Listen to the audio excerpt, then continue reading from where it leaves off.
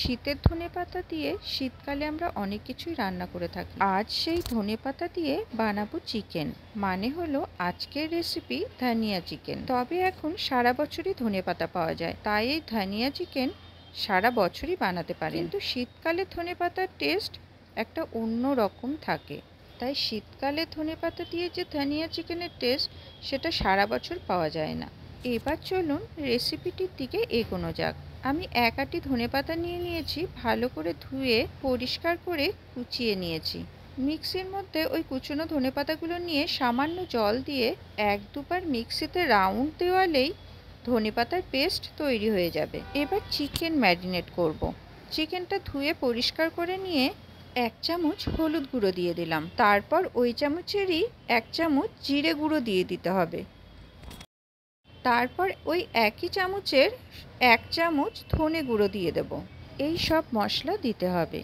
এবার দিয়ে দেব ওই আগে থেকে মিক্সিতে পেস্ট করে রাখা ধনেপাতা।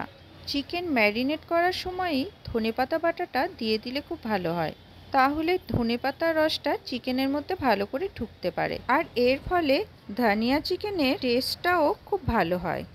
এবার ওই আগে থেকে পেস্ট করে রাখা মাঝারি মাপের একটা টমেটো দিয়ে দিতে হবে।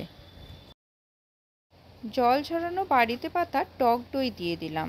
এবার বড় চামচের 1 চামচ আদা রসুন বাটা দিয়ে দিলাম। একটা মাঝারি মাপের চামচে 4 চামচ মতো সর্ষের তেল দিয়ে দিতে হবে। এবার হাত দিয়ে চিকেনটা মশলার সাথে ভালো করে মেখে নিতে হবে। অবশ্যই আগে হাত ভালো করে হ্যান্ড ওয়াশ দিয়ে ধুয়ে নিতে হবে। এইভাবে মেখে নেওয়ার পরে এইভাবেই আমি 2 ঘন্টা চিকেনটা রেখে দিয়েছিলাম। এবার কড়াইয়ে সর্ষের তেল গরম করে গোটা গরম মশলা ফোড়ন হিসেবে দিয়ে দিতে হবে। গোটা এলাচ, দারচিনি আর লবঙ্গ। গ্যাসের আঁচ বাড়িয়ে ফোড়নটা ভালো করে ভেজে নেব। যখন গরম মশলা ভাজার সুন্দর মিষ্টি একটা গন্ধ বেরোবে, তখন আগে থেকে কুচিয়ে রাখা পেঁয়াজ তেলের মধ্যে দিয়ে দেব। যতক্ষণ না গোল্ডেন ব্রাউন কালার আসছে ততক্ষণ পেঁয়াজটা ভেজে নেব। এবার ওই ম্যারিনেট করে রাখা চিকেনটা কড়াইয়ের পেঁয়াজের মধ্যে ঢেলে দেব।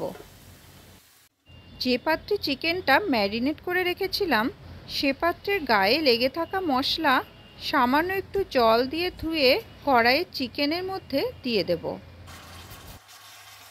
একটু থেতো করে 3টে কাঁচা লঙ্কা দিয়ে দিলাম। যারা ঝাল খেতে পছন্দ করেন তারা আরও বেশি কাঁচা লঙ্কা দিতে পারেন, বা শুকনো লঙ্কা বেটেও দিতে পারেন। গ্যাসের আঁচ মাঝারিতে রেখে কড়াইটা চাপা দিয়ে কিছুক্ষণ রান্না করে নেব।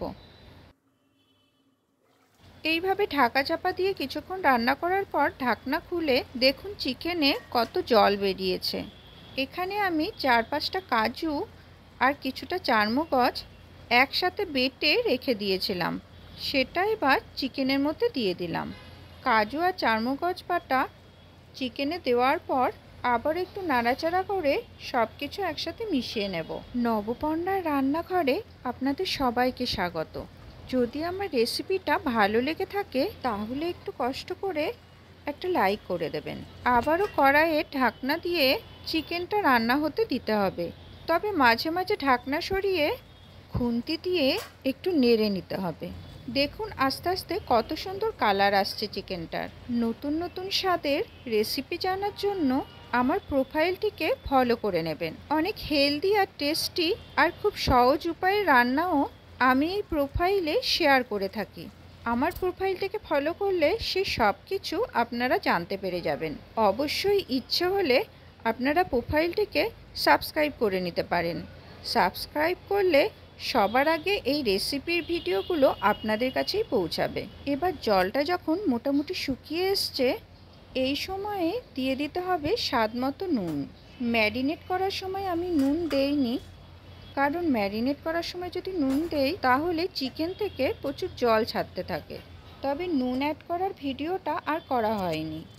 এইভাবে বেশ কিছুক্ষণ রান্না করার পর দেখুন চিকেনটা একেবারে মজে এসেছে, জল শুকিয়ে গিয়ে একেবারে ঝরঝরা হয়ে গেছে।